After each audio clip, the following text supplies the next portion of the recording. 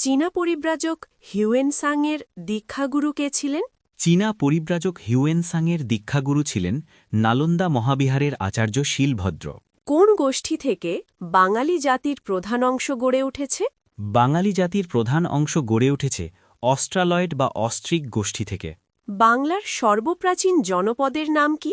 বাংলার সর্বপ্রাচীন জনপদের নাম হল পুন্ড্রনগর বা পুন্ড্রবর্ধন। কোন সম্রাটের আমলে এদেশে বৌদ্ধ ধর্মের প্রসার ঘটে? সম্রাট অশোকের আমলে এদেশে বৌদ্ধ ধর্মের প্রসার ঘটে। অবিভক্ত বাংলার সর্বপ্রথম রাজা কাকে বলা হয়? সপ্তম শতকে গৌড়রাজ্যের প্রতিষ্ঠাতা শশাঙ্ককে অবিভক্ত বাংলার সর্বপ্রথম রাজা বলা হয়। বঙ্গে পাল বংশের প্রতিষ্ঠাতা কে ছিলেন? বঙ্গে পাল বংশের প্রতিষ্ঠাতা ছিলেন গোপাল।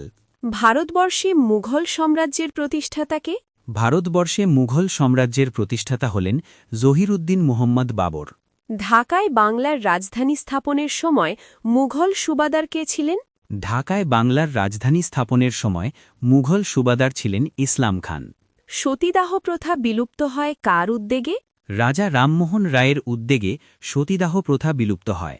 বাংলায় মুসলমানদের মধ্যে আধুনিক শিক্ষা প্রচলনের জন্য কে অগ্রণী ভূমিকা পালন করেন? বাংলায় মুসলমানদের মধ্যে আধুনিক শিক্ষা প্রচলনের জন্য অগ্রণী ভূমিকা পালন করেছিলেন নওয়াব আব্দুল লতিফ। জাতীয় স্মৃতিসৌধের উচ্চতা কত? জাতীয় স্মৃতিসৌধের উচ্চতা হল ৪৫.৭২ মিটার। বাংলাদেশের সীমান্তবর্তী ভারতের রাজ্য কয়টি? বাংলাদেশের সীমান্তবর্তী ভারতের রাজ্য সংখ্যা হল ৫টি। বাংলাদেশের জাতীয় সঙ্গীতের ইংরেজি অনুবাদক কে? বাংলাদেশের জাতীয় সঙ্গীতের ইংরেজি অনুবাদক হলেন সৈয়দ আলী আহসান। বাংলাদেশ জাতিসংঘের কততম সদস্য? বাংলাদেশ জাতিসংঘের ১৩৬তম সদস্য। বাংলাদেশের প্রথম প্রধান বিচারপতি কে ছিলেন? বাংলাদেশের প্রথম প্রধান বিচারপতি ছিলেন বিচারপতি এএসএম সায়েম। বাংলাদেশে স্থানীয় সরকার কাঠামোর সর্বনিম্ন স্তর কোনটি? বাংলাদেশে স্থানীয় সরকার কাঠামোর সর্বনিম্ন স্তর হল ইউনিয়ন পরিষদ।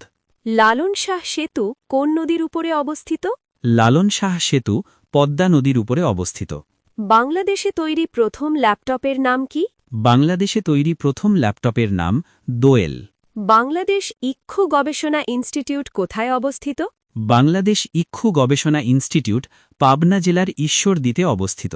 বাংলাদেশের বৃহত্তম হাওর কোনটি? বাংলাদেশের বৃহত্তম হাওর হল হাকালুকি হাওর। চাকরি প্রত্যাশী হলে আমাদের চ্যানেলটি অবশ্যই সাবস্ক্রাইব করবেন।